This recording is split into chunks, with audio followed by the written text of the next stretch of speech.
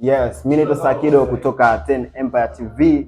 Karibu tena kwenye mahojiano. Leo nipo na mmoja ya kiongozi wa jumuiya ya wanafunzi wapinga rushwa kutoka Chuo Kikuu cha Dodoma, akipita kwenye taasisi mbalimbali ambazo amefanya nazo kazi kama Sisi Tanzania, ni pia na TK Movement. Mabibi na mabwana, namleta kwenu Ahmad Salum Mbalamula. Karibu sana my bro.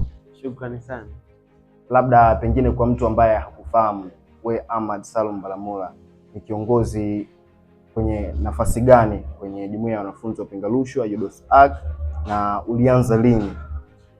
Mimi ni katibu mkuu wa chuo kizima, lakini kabla ya kuwa katibu mkuu nilikuwa mwenyekiti wa kutoka ndaki ya elimu.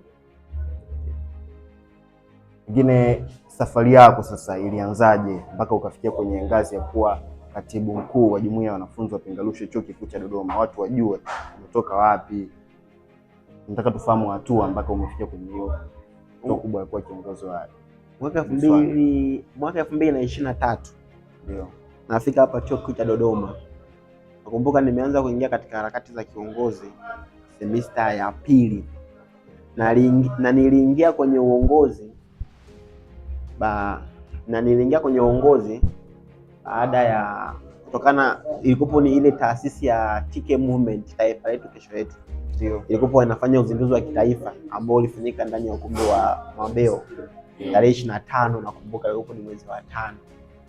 Sasa katika harakati, mimi napenda uongozi na kile kilinivutia, lakini kwenye aina yangu mimi ya kuingia kwenye uongozi, niliingia uongozi ukiwa kuna changamoto. Mimi ndo nikaenda kama ndo solution na kwenda kutatua, kwa sababu kuna matukio mawili kipindi kile. Kuna tukio la UVCCM, kuna tukio la TK Movement. Kila mmoja anavuta upande wake ili apate watu. Sasa viongozi wa UVCCM ndo walikuwa kwenye TK Movement, wakakatazwa, wakaambiwa kwamba msifanye tukio la TK Movement, wafanye tukio la UVCCM. Sasa nani ambaye atakaenda kusimama kwenye TK Movement? Ndo yani ni kama Mungu tu. Nikakutana na yule ambaye anaratibu na ile tukio, kwa sababu nilionyesha interest ya kuelekeza namna gani ya kuwapata watu. Wakaniambia tunaomba utusaidie ili jambo liende. Nilipokea vitisho vikubwa sana kipindi kile. Mpaka mwingine akanitisha, kwa sababu kwa first year wananitishia utaingia kwenye risalato yako, utaharibu matusi nini. Lakini nilisimama, nilionyesha msimamo wangu kama kiongozi, na nakumbuka nilibeba watu wengi sana kwenda kwenye tukio la TK Movement. Kwa sababu kila mtu alikuwa anakuja kuniangalia, anasema wewe ndio ulifanya ile tukio. Anashangaa kwa sababu akiniangalia ni umbo langu na jinsi nilivyofanya vitu tofauti kabisa. Kwa hiyo ndio uanzilishi wangu mimi kuingia kwenye nyanja za uongozi ndani ya Chuo cha Dodoma.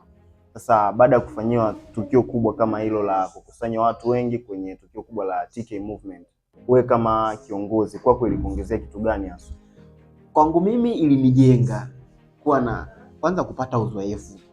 Sababu unajua tulipotoka nyuma kwenye elimu za nyuma advance pamoja na leo, tulikuwa tukutana na watu wengi kama tunavyokutana nao hapa chuoni. Kuna ndaki ya elimu ina zaidi ya wanafunzi 10,000, lakini Chuo Kikuu cha Dodoma ina zaidi ya wanafunzi laki na zaidi.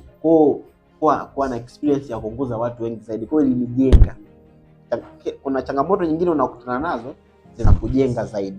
Kwa hiyo naweza ngasema japokuwa niliingia kwenye uongozi kwa changamoto, lakini zile changamoto zilinijenga ili kuwa mtu bora zaidi mbele mpaka nilivyo sasa hivi hapa. Kitu gani cha kitofautisha ambacho kinakutofautisha wewe Ahmad na kiongozi mwingine? Tukimsimamisha Ahmad na kiongozi mwingine, kuna vitu lazima tuone vya kitofauti. Kitu gani vinakutofautisha wewe na watu wengine? Kwanza, kiongozi ni lazima utambue wale watu unaoongoza ni watu wa aina gani. Mimi hiyo nina uwezo wa kutambua. Nasema kwamba kila mmoja na tunasema individual difference, ana utofauti wake. Ukishatambua ule utofauti wao, ni lazima ujue ni aina gani ya uongozi ya kwenda kuongoza wale watu, kwa sababu tunasemaga hivi kwamba unapojua aina ya watu unaowaongoza itakurahisishia zaidi katika kuwaongoza. Lakini pia mimi ni mvumilivu. Ni mvumilivu kwa sababu people they are complex, watu ni wagumu by nature. Sasa lazima uwe mvumilivu. Kwa mimi lakini pia najiamini kwa kile ambacho ninachokifanya. Bila kuvunja misingi ya sheria, nafuata sheria, nasimamia misimamo yangu. Ndio. Yes. Lakini pia kwenye umeelezea kwamba umefanya matukio mbalimbali TK Movement, Sisi Tanzania, lakini pia mimi nimekushuhudia ukienda kwenye redio mbalimbali kwa ajili ya kuelimisha jamii kuhusu rushwa na watu kukua kifikra. Je, kwenye hayo matukio yote ambayo umefanya, tukio gani kubwa ambalo umelifanya ukasema hili lilikuwa ni kubwa zaidi?